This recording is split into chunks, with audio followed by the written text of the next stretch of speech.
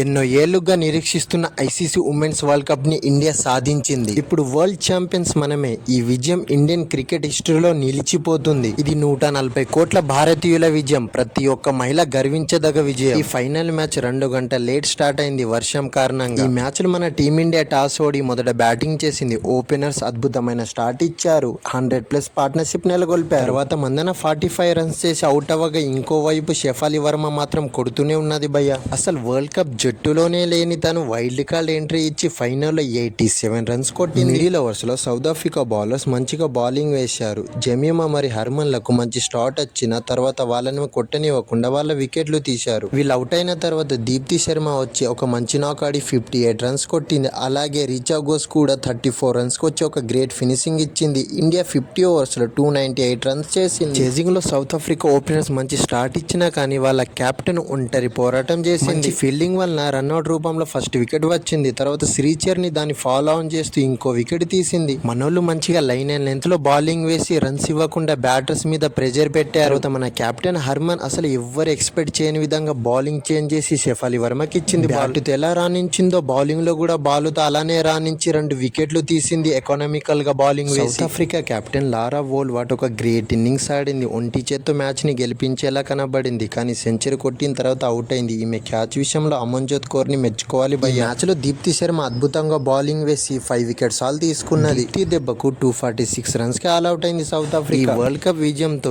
Indian women's cricket లో ఒక కొత్త శకం మొదలవుతుంది. ఈ మ్యాచ్ లో అద్భుతంగా రాణించిన షెఫాలి వర్మకు player of the match award, Deepti శర్మకు player of the tournament award ఇచ్చారు. Congratulation team India. అండ్ వీడియోని లైక్ చేసి మరిన్ని ఇలాంటి క్రికెట్ వీడియోస్ కోసం ఛానల్ ని సబ్స్క్రైబ్ చేసుకోండి.